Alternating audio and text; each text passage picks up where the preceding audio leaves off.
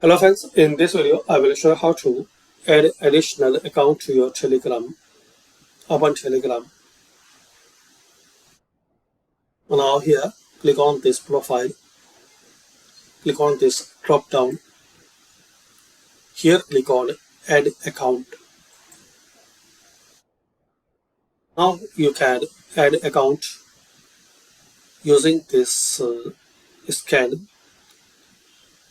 in just 3 steps. Open Telegram on your phone, go to settings, devices, link desktop, and then you will see this option.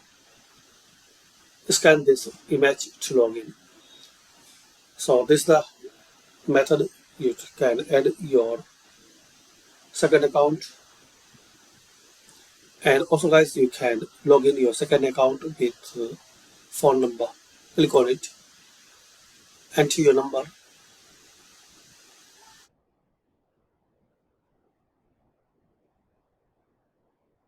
then click on next,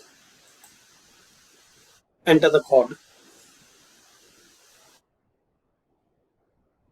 like this. So this way you can add your additional account. Thanks for watching.